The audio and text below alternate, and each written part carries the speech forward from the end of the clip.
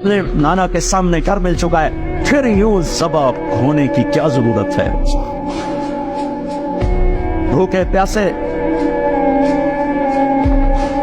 ये गर्मी के रोजे आते हैं, 12 घंटे प्यास में आदमी तड़प के रह जाता है। तुम्हें खबर है मेरे नबी की औलाद 72 घंटे प्यासे।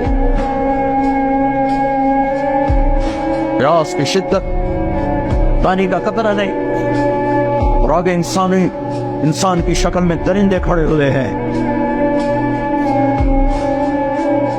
जब सारे जान निसार शहीद हो गए, थोड़ा सा सुना भी देता हूं, जब सारे जान निसार शहीद हो गए तो पीछे अहलुल बैत रह गए। अहलुल बैत सबसे पहले शहीद का नाम बताता हूं, मुस्लिम बिन औसज, जो इमाम साहब के, इमाम अली मकाम के काफिले में जो पहले शहीद हैं, मुस्लिम बिन औसज।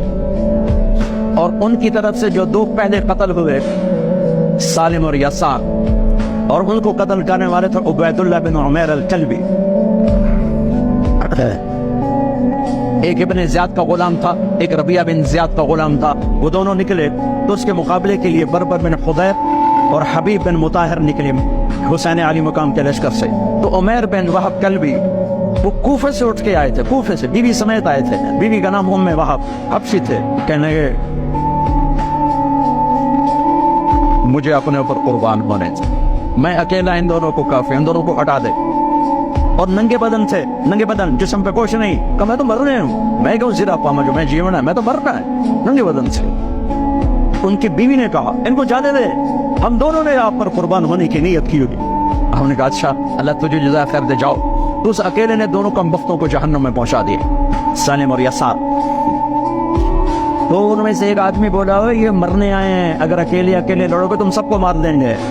और तुसी तो जीवन दे तलबगार हो, मरण दे तलबगार है, मरण वाले को मारना कोई सौखा काम होता है। वो इन पर इकट्ठे हमला करो। फिर हमला आम हुआ तो पहले शहीद इधर से मुस्लिम बिन औसज, जब वो गिर रहे थे तो कह रहे थे हुसैन की हिफाजत करना जब तक सांसों में सांस बाकी। आपके लश्कर में इधर ज़ुहैर बिन कैन, यानी राइट साइड पर ज़ुहैर बिन कैन एक छोटा झंडा, लेफ्ट साइड पर हबीब बिन मुताहिर एक झंडा, दरम्यान में आपके भाई अब्बास बिन अली जिनके हाथ में बड़ा झंडा था और बड़ा निशान का जो अलामत था वो अब्बास बिन अली के दरम्यान में था। 32 घोड़ सवार थे और 40 पैदल थे। जब उन्होंने पहला हमला किया तो घोड़ 32 ने 3000 का मुंह पीछे कर दिया। तो इब्न ज़ियाद ने कहा पहले इनके घोड़ों को मारो, इनके घोड़ों को मारो। तो 500 तीर अंदाजों ने इकट्ठे उनके घोड़ों पे तीर चलाए, तो सबके घोड़े गिर के खत्म हो गए। फिर सारी पैदल हो गए, सारी पैदल हो गए। तो फिर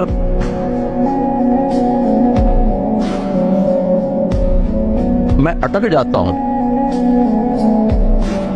इसलिए फिर मैं आखिर में जा बीच में ज़ुहैर की शहादत सुना दो। ज़ुहैर बिन कैन, जब नमाज का वक्त आया, ज़ुहर का वक्त दाखिल हुआ, तो आपने इशारा किया ज़ुहैर ये शिमर से कहो नमाज पढ़ने दे, नमाज पढ़ने दे। अगर 1439 साल में नमाज की माफी होती तो अहले करबला को होती, लेकिन हुसैन ने सजदे में सर रख के बतलाया कि नमाज नहीं छूट सकती, सर कट सकते हैं। तो उन्होंने आगे होकर कहा कि भाई नमाज के लिए जंग रोको। तो कूफी लश्कर का एक सरदार था हुसैन बिन उमैर, उसने कहा तुम्हारी तो नमाज कबूल ही नहीं होती। तो उन्होंने कहा लानत तुझ पर, तेरी नस्लों पर, जिस घर की तो फैल नमाज मिली उन्हीं की नहीं होती और तुम्हारी होती है। तो वापस आकर कहने लगा कि वो नमाज की इजाजत नहीं दे रहे।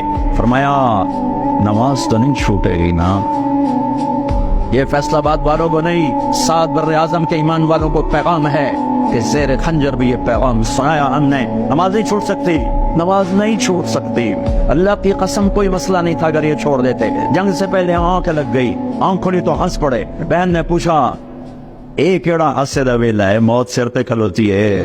फरमाया बहन अभी अल्लाह के नबी को ख्वाब में देखा है, कह रहे हैं बेटा मैं लेने के लिए आ चुका हूँ, मौजूद भी लेने के लिए आ चुका हूँ। छोड़ देते तो फिर गुलिस्तान कॉलोनी वालों को भी गुंजाइश मिल जाती, छठी जा सकती है। शेबर आजम के इंसानों को पैगाम दिया कि टुकड़े टुकड़े हो जाओ, नमाज नहीं छूट सकती। फरमाया आधे नमाज पढ़ो, आधे जंग करो, सलात खौफ। आधों ने नमाज पढ़ी, आधों ने जंग की। 15-20 तो पहले शहीद हो चुके थे। फिर आधों जिन्होंने नमाज पढ़ी थी उन्होंने जंग की और दूसरों ने जाके नमाज अदा की। असल से पहले सब जब ज़ुहैर